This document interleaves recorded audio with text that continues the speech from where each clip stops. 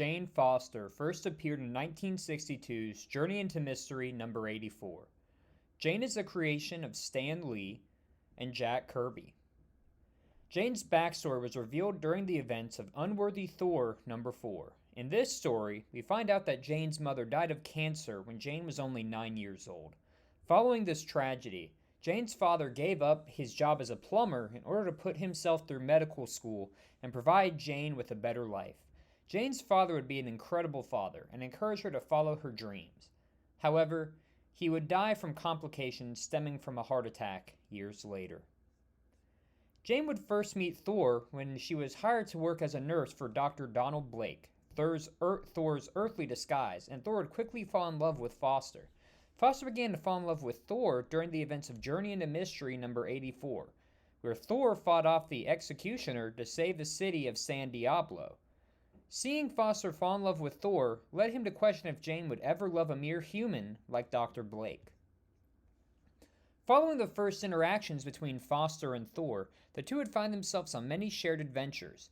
A few of these adventures include Journey into Mystery number 88, where Loki fought Thor in New York City, Journey into Mystery number 89 to 91, where Thor fought Thug Thatcher, Journey into Mystery number 97, where Foster left Dr. Blake's apprentice to work for Bruce Andrews following an attack by the Lava Man, and Journey into Mystery number 98, where she returned to work for Dr. Blake following an attack by Cobra.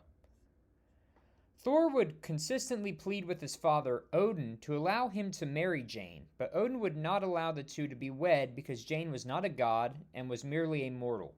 Thor also fought with his father over revealing his true identity to Jane, as Jane was getting fed up with Dr. Blake not revealing his love for her. Thor would finally reveal his identity to Jane in Thor number 136. After he revealed his identity to her, Foster left to work for the High Evolutionary on Wundagore Mountain. Defying his father, Thor would transport Jane to Asgard and once again petition his father to allow the two to be wed. Odin agreed to the marriage if Jane would be able to function as an Asgardian goddess. Odin then granted Jane superhuman powers. Unable to comprehend the massive powers given to her, Jane freaked out and Odin declared that she had failed the test. Odin then removed her powers, wiped her memory of any experience she ever had with Thor, and sent her back to Earth, where she would work for Dr. Keith Kincaid. Jane would become a pivotal part of Thor's story again during the events of Thor number 231, where Jane fell ill. As she was fading away, she called out to Thor. This culminated in Thor number 235, where Sif, who had rekindled a romance with Thor, stole the enchanted rune staff of Kamotarn and used it to infuse her own life force into Foster, saving Foster's life and bringing back all her lost memories with Thor. This would grant Foster with the powers of Lady Sif and allowed her to perform many heroic feats, such as in Thor number 238, where she successfully captured the Troll King Gerador.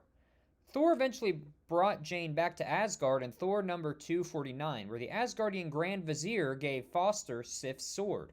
When Foster held the swords, he transformed into Lady Sif, which the Vizier theorized that both Sif and Foster had merged beings and would appear based on their location. That being, Sif would appear on Asgard and Foster would appear on Earth.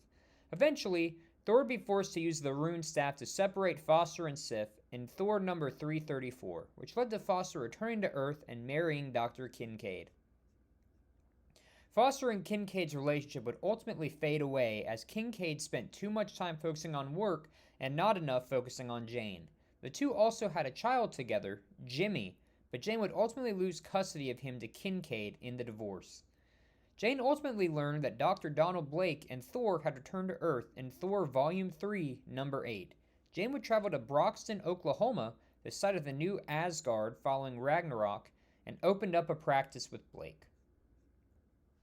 While Jane would first appear in the comics as a female version of Thor in What If Number 10, she would not be given the name of the Mighty Thor until 2014's Thor God of Thunder Number 25. Similar to the events of Thor Love and Thunder, Jane gained the ability to wield Mjolnir during her battle with breast cancer. During a battle against Nick Fury, Thor lost the ability to control Mjolnir, and the hammer was left unattended on the moon. Jane called out to Mjolnir telepathically and requested that Heimdall take her to get the hammer. She got Mjolnir, the hammer transformed her body, and she became the Mighty Thor. Jane would be given the title of Thor in Thor Volume 4, Number 4, after helping the main Thor defeat Malekith and the Frost Giants, who were attempting to revive Laufey. The main Thor, now going by Odinson, did not know the identity of Jane as she never revealed it to him. Jane would go on many adventures as the Mighty Thor, including fighting alongside the Resurrection Team during Secret Wars, fought Kang the Conqueror in All New, All Different Avengers number 5, and fought Hydra during Secret Empire. Jane's final appearance as the Mighty Thor came in Mighty Thor Volume 2, number 706, where transforming into Thor started to take a toll on Jane during her chemotherapy. While Jane agreed to give up the mantle of Thor in order to preserve her health, this changed when Jane learned that Asgardia had been sent flying towards the sun due to Mangog, and she transformed into the Mighty Thor for one final time in order to stop him. Jane received a brutal beating from Mangog, which ultimately caused Jane to succumb to her injuries, and she died after giving Odinson one final kiss.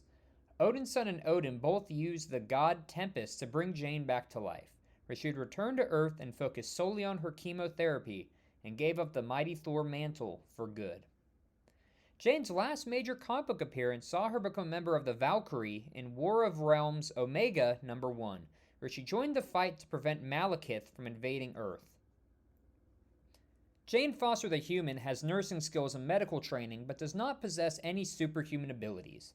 When Jane controlled Mjolnir as the Mighty Thor, was fused with Sif, or used the spirit of Brunhilde to transform into Valkyrie, she possesses superhuman strength, speed, vision, teleportation, and the ability to fly.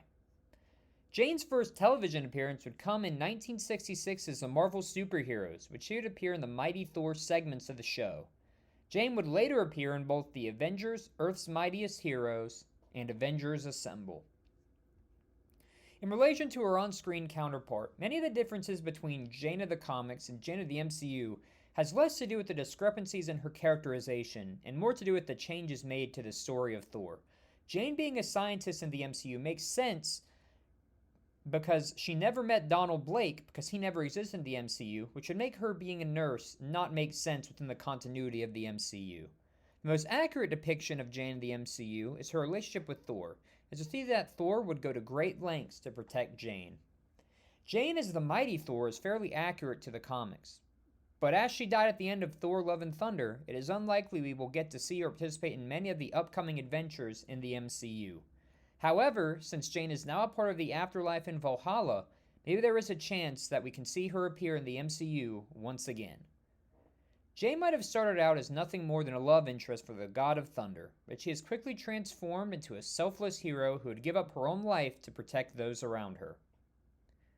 Thank you all for watching MCU Comic Origins, Jane Foster, aka the Mighty Thor. I hope you all enjoyed this episode. Again, we're moving through Thor. We have one more character that we're going to get through in the from Thor 1, and then we will start off on Captain America. So I hope you are all still enjoying the series. Again, make sure to like, comment, subscribe, share your feedback down below, and let me know what other characters you want to see me talk about. I hope you all have a great rest of your day, and I'll see you all for a next episode next week. Take care.